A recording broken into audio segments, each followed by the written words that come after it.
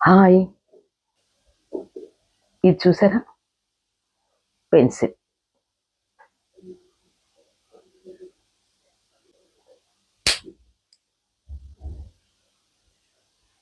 విరిగిపోయిందా? పారేద్దామా?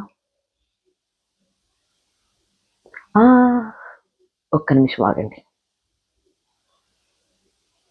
సాధారణంగా పెన్సిల్ విరిగిపోతే, అబ్బా!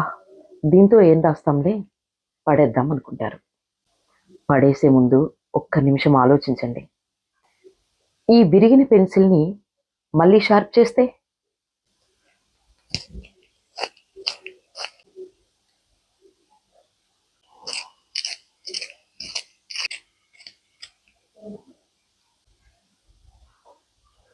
ఇప్పుడు 2 పెన్సిల్స్ అయ్యాయి కదా!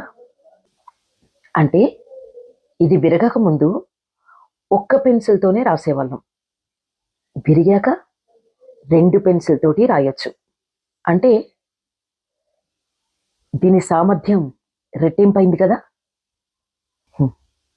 మన జీవితం కూడా అంతే. లోకం మనల్ని విరిచేయాలని చూస్తది.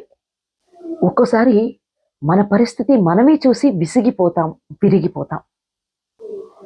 అంటే ప్రేమలో ఫెయిల్ అయినప్పుడు కానీ, బిజినెస్‌లో లాస్ వచ్చినప్పుడు కానీ, లేదా personal issues, family issues, professional issues ఏదైనా కానీ, ఆ సమస్యలన్నీ వచ్చినప్పుడు, మనం అనుకున్న పని జరగనప్పుడు, మనందరం ఏమనుకుంటాం?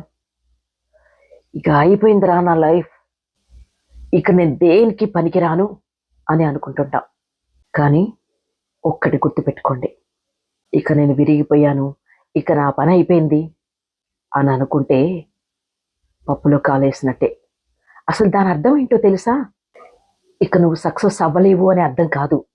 నువ్వు మరింత బలంగా మారి 1కి 2 రెట్లు స్ట్రాంగ్ అవ్వబోతున్నావని అర్థం. ఒక పెన్సిల్ అందమైన బొమ్మ గీయాలన్నా, ఒక గొప్ప కవిత రాయాలన్నా, అది తనను తాను అరగదీసుకోవాల్సిందే. ఒక్కోసారి ఇరిగిపోవాల్సిందే కూడా. విరగనిదే కొత్త రూపు రాదు కదా! అరగనిదే దాని విలువ పెరగదు కదా! కాబట్టి విరిగిపోయానని, ఫెయిల్ అయిపోయానని ఎవరూ కూర్చొని ఏడవద్దు. ఆ గాయాలని పదునుగా మార్చుకో. నువ్వు దేనికి పనికిరావు అనుకున్న ఈ లోకమే నువ్వు రాసే గెలుపు రాతను చూసి ఆశ్చర్యపోవాలి. లే, నీ గెలుపును మళ్ళీ మొదలుపెట్టు.